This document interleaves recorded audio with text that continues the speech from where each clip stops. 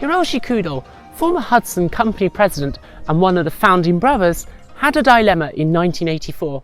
Having switched the company's focus to Famicom development after seeing a console in a local department store, found out that in fact his company was already working on the Famicom with Nintendo for Family Basic, a programming language and associated peripherals, a keyboard and shoebox recorder for storage. But the big money was in games. In 1983, Hudson had sold 300 million yen's worth of software across all platforms, but in order to produce 300,000 Famicom cartridges through Nintendo themselves, it would cost 600 million yen, a huge amount of money, and if Hudson's gamble didn't pay off, the company would have been wiped out. Half of the fee was due as a down payment, and on delivery of the finished cartridges, the final 300 million yen had to be paid. As it turned out, not only was Nuts and Milk a huge success, Lode Runner was an even bigger seller, selling an estimated 3 million copies in its lifetime worldwide. Hudson's future was assured, but what to do with all of that money?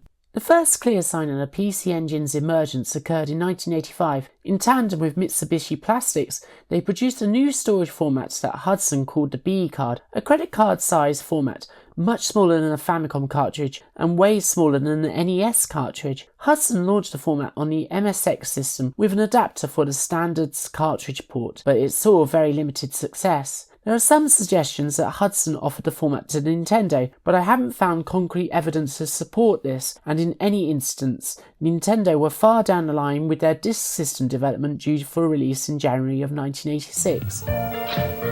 500円でいろんなゲームに書き換えができるのよ。ファミリーコンピューターディスクシステム The B card is a direct predecessor to what would become the PC Engine's initial media, the Hue card. The answer to why Hudson started developing the PC Engine is actually pretty simple. Having found huge success as Nintendo's first third party, Hudson was flush with cash. Put simply, they did it because they could. In essence, it comes across as classic Hudson, and to use an appropriate idiom, it's like they got a bee in their bonnet about the idea and couldn't quite shake it off, and began out of enthusiasm making it happen. As Hiroshi Kudo put it, ファミコンのソフトを作って予想外に儲かって資金できたんなんか作ってみようと。ソフト開発のレベルがファミコンの CPU の能力を超えてしまったから。ゲームクリエイターがいいものを作ろうとしてもファミコンの CPU ではそれが実現できなくなった。じゃあ、どんな CPU があればいいんだという話になって、幸いなことにうちには半導体の技術者だった人間とかもいた。Perhaps Hiroshi Kudo was referring to Kimio Yamamura, an engineer with Hudson who later remarked, この時点ではビジネスのことを考えておらず、単純に自分たちの夢を追いかけただけである。Hiroshi Kudo confirmed that at the time not much thought was given to the business side of things. 最初はビジネスのことをなんか少しも考えていなかったんですよ。お金ができたから自分たちが欲しいと思うものを自分たちの手で作ってみようと思っただけで。とにかく自分たちの夢を追いかけただけ。There was a problem though. Hudson could design the chipset, but not make it.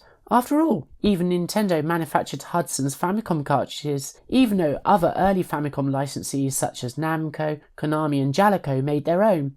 With that in mind, there was no way they could fabricate the chips themselves. They needed a partner. With the designs completed, Hudson found a partner in Seiko-Epson. At first, they were met with skepticism. Epson explained it was going to cost a lot of money, to which Hudson said they just wanted to make one for the sake of having one on a company president's desk, and they were ready to pay up front right away if asked.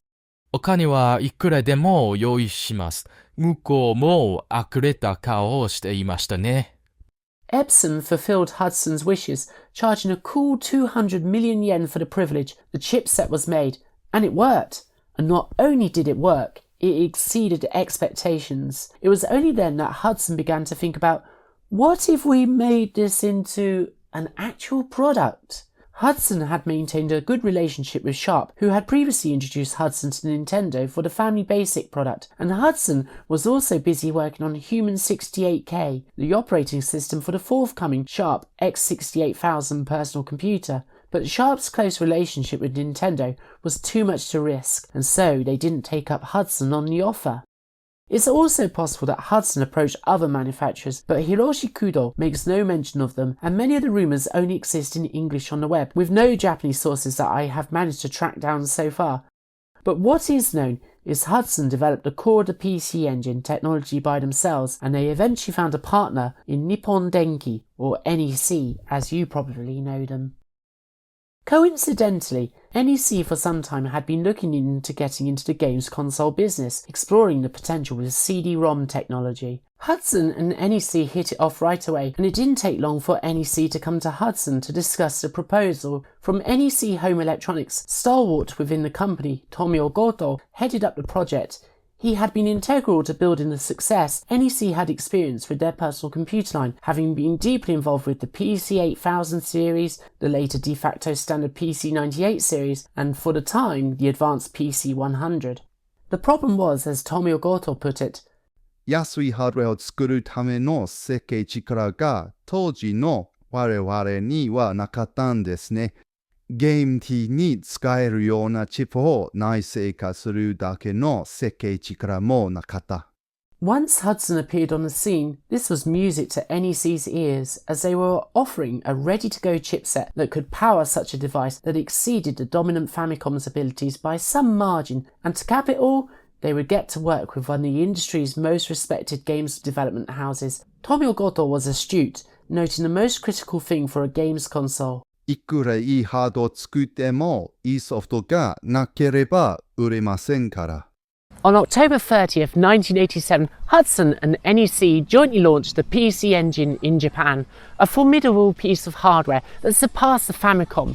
It sold extremely well, and as the market was ready for something new, it sold an estimated 4 million PC Engine consoles across the whole range within its lifespan, and for a while was second only to the Famicom in Japan. For now, we have covered the PC Engine's birthing, but in the next segment, let's look at some of the games you could play on your PC Engine from its inception in 1987 through to 1991.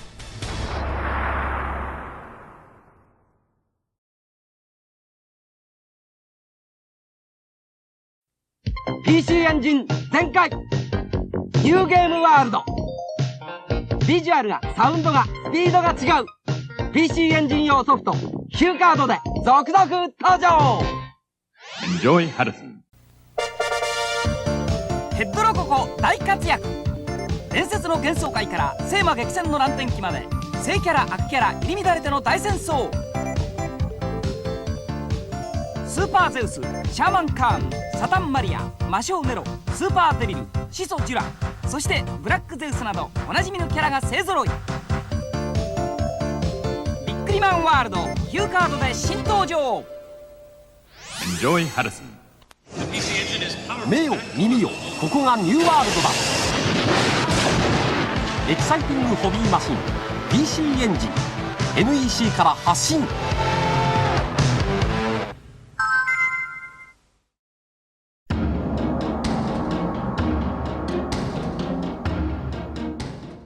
Showcasing games on the PC Engine from between 1987 and 1991 is a tough ask, and instead of only looking at Hudson's own output, I have decided to look at games produced also by NEC Avenue, and at least one landmark game developed by a studio that would go on to have a very close relationship to Hudson, Red Company.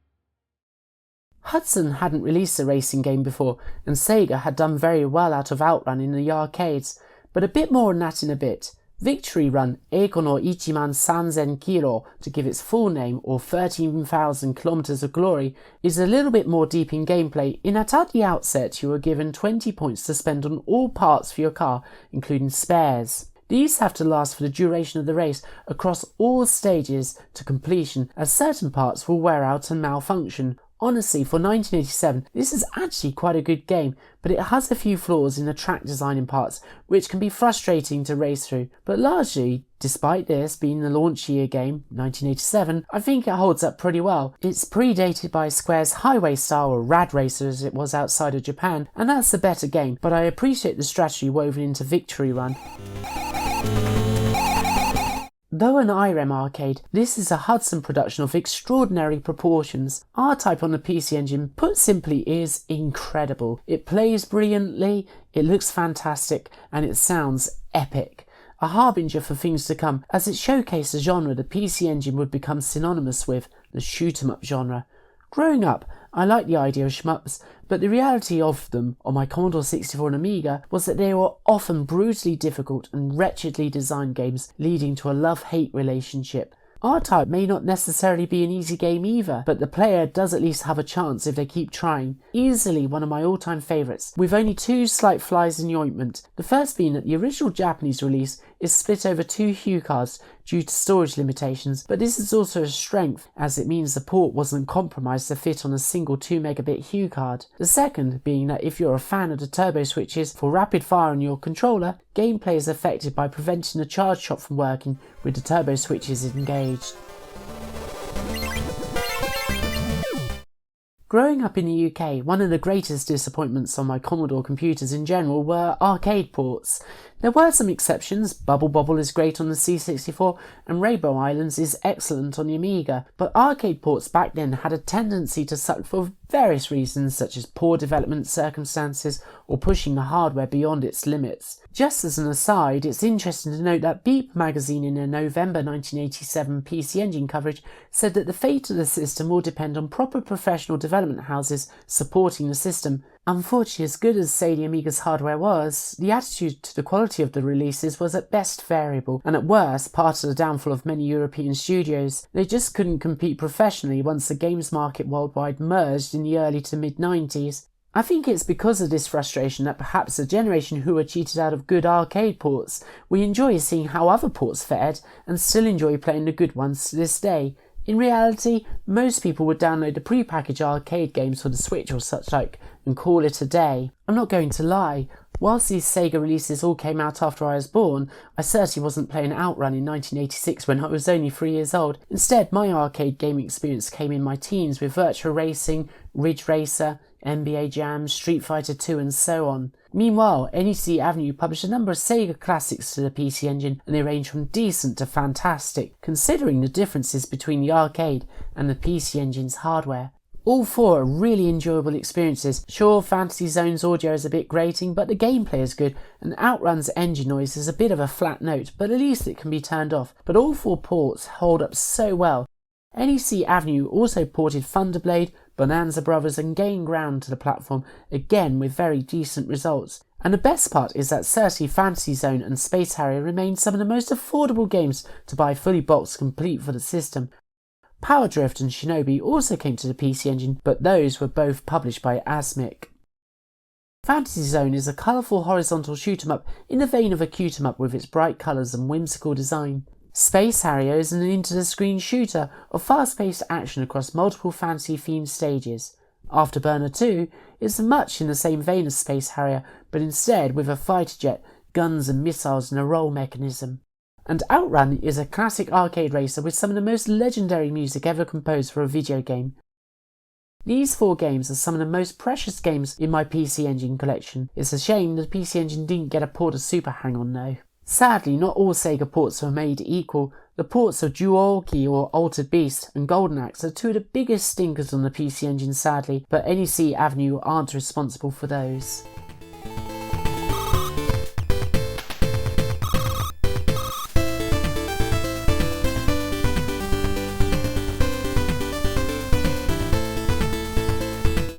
It seemed like every platform needed a platform mascot. Nintendo had Mario, Sega wouldn't have Sonic, and the Atari Jaguar had Cybermorph Lady. Anyway, the PC Engine had PC Genjin, or Bonk. If you should know one thing though about the Japanese language, it's that a big part of the humour is wordplay, and PC Genjin is one such rhyming wordplay where Genjin means caveman or primitive man, and rhymes with PC Engine. As a game, this is really rather a strong first outing, doing something a little different to Super Mario Bros. With a really vivid colour palette. Is it as good as Super Mario Bros. 3 though? No, but it's a really good effort. I'm not sure that Bonk, as he was known outside of Japan, was quite as popular within Japan, but he's fondly remembered by PC Engine fans. Honestly, the best game in the series is the second one, but the first one holds a very special place in my heart.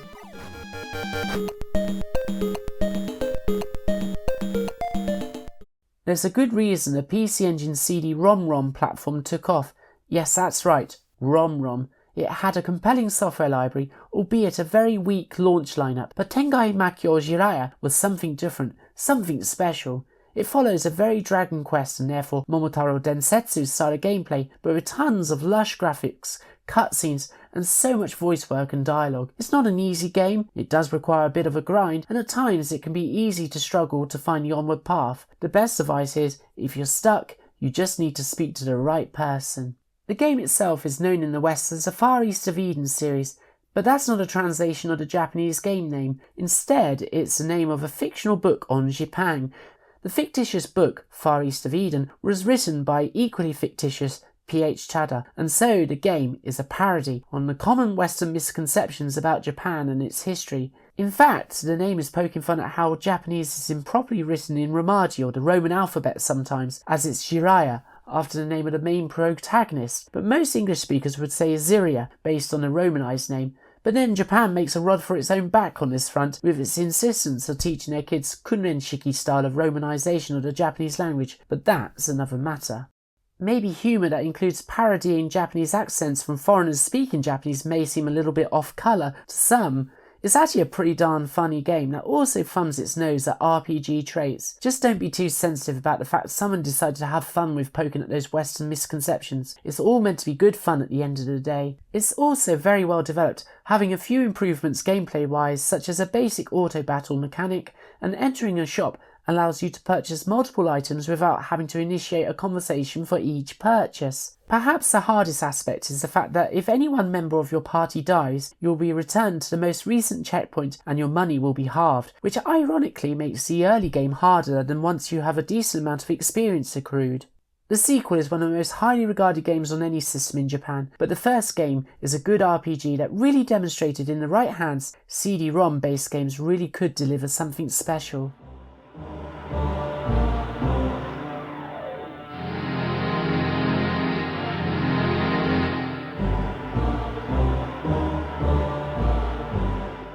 From the wide-ranging to the simple but enjoyable, B-Ball is an action puzzle maze game, a typical easy to pick up but hard to put down title. Developed by Now Production, they would go on to release quite a bit for the PC Engine with Hudson as publisher, including this showcase's last game. But before that, B-Ball's objective is to roll balls through the mazes to rest on a respective colour plate. Each ball is a different colour representing different strengths. Some of the balls will go through more than one enemy at once, and some are quicker at battering walls down. This is a 2-player co-op compatible game as well, which is great fun. Of course, there are your typical array of pickups, but the amazing thing about this game is that it offers a staggering 550 stages, but not all in one go. All you have to do is complete the first 50, and then the difficulty is ramped up for the next 50 stages, and so on. Momotaro, as he was represented by Hudson via Takayuki Doi's iconic style, became something of a mascot all by himself. His name is still mostly associated with his RPG series or the ongoing Momotaro Dentetsu series. But he also starred in this very underrated platform game which prides itself on saying that anyone can complete it, and it offers up 3 difficulty levels along with a test at the start which will furnish your inventory at the outset with items suitable for what it considers your ability level. And how does it conduct this test? Well, seeing how well you can jump over poo. I'm not joking. As you play, you will earn money for items and upgrades, taken on a bit of a classic Wonder Boy vibe, though it is a very linear playthrough otherwise. As well as that, you will rescue your partners, a dog, a bird and a monkey, who can help you out on your journey. It's a really enjoyable game that sometimes gets lost in the various RPG outings on Momotaro, and is highly recommended, and actually a very well priced pickup for the system. Humorous throughout, with Momotaro's fart attack being a high point, or is it a low point? The only real language barrier is the quiz elements with the master, as without the correct answers, you can miss out on some of the special attacks, but the game can be completed without them.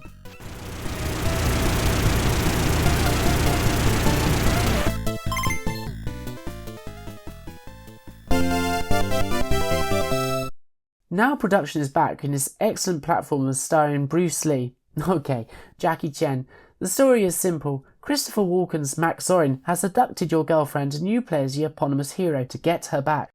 With smooth, well-playing gameplay, this is another well-executed platformer where the stages offer a few branching paths and enjoyable minigames that can be discovered with the hidden bells a la Adventure Island or Takahashi Meijin or Bokenjima games. Perhaps the standout for me is the soundtrack, which is absolutely one of the best on the system in HuCard format. Amusing sound effects and a wide variety of attacks make this a really great playthrough, though with limited continues. One of the system highlights for sure.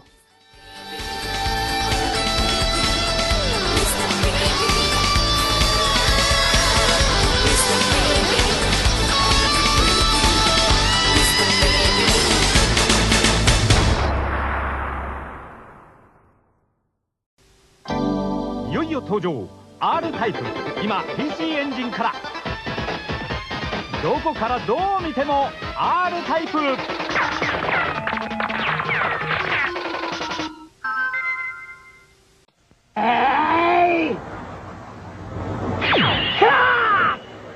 ゲームがしゃべる、サウンドがスパークする、540MB のすごいやつがやってきた。 PC エンジン CD ロムシステム、ロムロム用ソフト続々登場。ハードがタフならソフトもタフだぜ。第1弾ファイティングストリートノリコ同時発売。 by Hudson。 あ、隕石だ、火の玉だ。ありゃりゃ PC 原人だ。いよいよ登場、今世紀最高の石頭 PC 原人。ガラガラガラガラ、続きだ。よいとジャンプだ。宙返り。噛みつけ噛みつけ、滝登れ。ドカーンと爆発、原子パワー、コミカルアクション PC 原人だど。 by Hudson。 PC エンジン。ジャッキーちゃんを手にするとなぜかこんなことがしたくなる。カンフーアクションならジャッキーちゃん。 PC エンジンならではのスピードと迫力でストレスなんか吹っ飛ぶぞ。元気いっぱいこの一本、ジャッキーちゃん、あちょー by Hudson。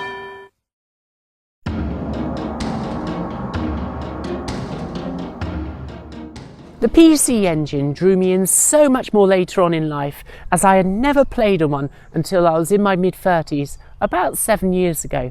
At that time, I was getting back into gaming in a big way, particularly retro gaming, by discovering a system that covered pretty much many of the arcade classics that I loved, that actually had decent conversions, a good amount of the console classics I enjoyed, and a whole new range of games that I could play with zero Japanese ability. At the time, opened a whole new world of gaming to me. Though the PC Engine was launched in October 30th, 1987, it may as well have been a brand new system to me.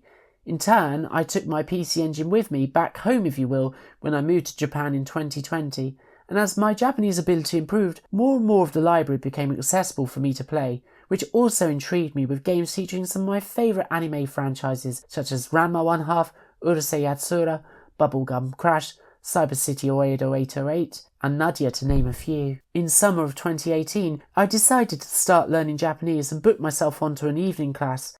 I remember in early 2003 devouring the entire ADV DVD release of Neon Genesis Evangelion, listening to the sub version, and at the time I was like, Japanese is impenetrable. But even back then, something inside of me craved to know the language. The experience of connecting all this stuff with the stuff that I enjoyed from the past, with building brand new language skills, connected everything with the present. The PC Engine has become part of my life, and it enriches me for having it. In many ways, this is why I struggle with this idea of retro gaming versus gaming. Sure, the games are old, but I'm enjoying them here, now, and in the present, and making new powerful experiences with it. For me, this is why so-called retro gaming transcends the idea of nostalgia, or it being something done with a slightly melancholic gaze backwards into our past. Instead, it's part of the wider world of gaming. It's bright, vivid, enriching, and a living thing for me. I started down this rabbit hole with that question, why is the PC Engine called as such? I think there are 3 reasons. The first reason is simple enough. PC, I believe, is a direct NEC naming influence. After all, their most successful series of computers were named PC something. The PC 6000 series, 8000 series, PC 98, PC 100 and so on. The second reason is a little bit more involved. The PC Engine wasn't envisaged just as a console itself, it was intended as a core of a wider system, or the engine if you will. This was referred to as core kosoda, or the core vision in early marketing. In 1987's marketing and press regarding the PC Engine, it was projected to be something that would plug into CD-ROMs, printers, portable LCD displays, modems and keyboards. In other words, capable of being more than just a games console. Of course, the CD-ROM system came to fruition, being the world's first commercially available such device for a games console in 1988. But some of you may be surprised to know that the printer, or rather a plotter, was actually realised, but it sold very poorly, with a poorly implemented graphics package, as well as a graphics tablet and a photo digitizer peripheral. Also available was a storage bank known as a Tenokoe, or Heaven's Voice, allowing game saves and an AV booster that added composite video out which the original PC Engine model lacked. Finally, the now very rare ROM amp peripheral was released, designed to sit under the original CD-ROM system attachment, making a smart-looking, almost component system-looking item. All of this ambition is what led to the HE designation, which stood for Home Entertainment. The intention was all compatible hardware would carry the HE designation, but when it came to it, the usage was rather limited to the Sharp X1 Twin, the NEC PC KD A63G monitor, and the Pioneer Laseractive, which had a PC Engine HuCard module to complement the Laserdisc player, which oddly mirrored some of the early assumptions of what the PC Engine would be able to do through its expansion port by overlaying its graphics with live video signals. In turn, this original vision is why later revisions of the system were known as the Core Graphics, though even by 1989, when the Core Graphics revised hardware was released, the expansion bus was mostly turned over for the CD-ROM system alone. But what wasn't lacking was vision, and a sense of enthusiasm of what the PC Engine could be able to do. It's hard to say why this didn't happen, but my guess is twofold. First, the printer and artist tools were huge flops, and second, not all software development could land on Hudson Soft's shoulders, as evidenced by their role increasingly as a publisher that maintained close links to development houses such as Red Company. Some speculate that Japan's asset bubble collapse led to shrinking investment, but the nature in which the bubble burst was one of delayed impacts, which were going to badly affect Hudson, but not for some years yet. The success of the CD-ROM system essentially sealed off the expansion bus's use for other peripherals, and maybe the emergence of DOS-V in 1990, essentially a Japanese language compatible DOS, that directly competed with NEC's PC-98, saw them redoubling their efforts on that platform to remain competitive. The third reason is a leap of imagination on my part. I think this part is Hudson's influence on the name. Co-founder Yuji Kudo's love affair with the Japanese C62 class of steam locomotive, or engine, was why he called the company Hudson in the first place. The PC Engine was referred to as the HU7 by his brother, co-founder and former president Hiroshi Kudo, and certainly developers had access to a setup referred to as the HU7, and archive footage shows HU7 development folders at Hudson's offices. But within the machine were the brand new Epson manufactured chips that powered the machine. They were all given a part number starting with C62. As a whole, Hudson themselves in their documentation referred to the PC Engine's chipset as HUC62, which gets confusing as the later PCFX is also sometimes referred to as this. Given the heart of the system was named after a steam engine, the C62 class, I'd wager that engine was in part taken from steam engine. Japanese tends to use the word kisha to refer to a steam train as a whole including the engine, and jokikikan for a steam engine in general, which could be a steam engine used in any form. But the phrase steam engine, and engine itself, is a known gairaigo or loanword in Japanese. After all, the concept for the later enhanced PC Engine console, the Super Graphics, was designed to resemble the top of an engine block itself. Much was made of the PC Engine's CPU, the C6280, being an 8-bit design in an era where 16-bit was the new buzzword. But by having a derivative of the same processor as in the Famicom, albeit much faster, it allowed an easy transition to the new platform for developers. Beat magazine, when reporting on the PC Engine, weren't privy to the hardware inside, speculating instead that it was Z80 based, which of course it wasn't. It appears that this was only a hindrance on paper, as in the console's North American TurboGrafx 16 variants case, Sega of America poked its finger at the Turbo 8 in marketing when marketing their new Sega Genesis, a rebadged Mega Drive. In addition, along with the CPU, the C6280 had a more advanced audio capability with more flexible sound channels that weren't fixed to specific types of waveforms. Whether the audio was better than the Famicom may come down to taste though, especially when Konami's VRC and Namco 163 chips supplemented the Famicom, but it was an enhancement to the audio capability for sure, and games like R-Type showed that early on how good the system could sound, even without CD audio. The graphics were provided by a pair of 16-bit chips, the C6260, also known as Tekonon, and the C6270. These offered native scrolling in any direction, bigger sprites, and more of them on screen at once, and perhaps most importantly, the ability to show far more colours on screen at once. It even exceeded the later 1988 Sega Mega Drive's number of colours on screen, leading to its reputation as a colourful machine. Perhaps its only real downfall was only having one background layer. Parallax effects with multiple background layers in effect could be done with a little bit of hacking here and there. Looking at NEC's publicity for the PC Engine from October 1987, Namco's Yokai Douchuki was assigned Volume 6, but as it turned out, Namco didn't assign volume numbers to their games, and maybe the idea of there being a universal volume number for all PC Engine releases across all developers was dropped late on. As for Hudson, it appears they had a pinball game known as Dynamite Ball in development due for January 88, which never came out, or did it? The title Dynamite Ball is shown to be kasho, meaning working title, and I wonder if this standard-looking pinball game morphed into Naxat's later April 88 release of Alien Crush, with its similar-looking LED score display. In addition, it seems the Power series of sports games from Hudson, which were originally known as the Big series, with Big Baseball, Big Golf and Big Soccer, the latter of which seemingly never appeared until much later along with a much later still tennis game. Frankly, Power League, Power Golf and the later Power 11 and Power Tennis were much better names. Intriguingly, Hudson's fledgling sports game line is something that would in theory make a bit of a reappearance later on in their lifetime.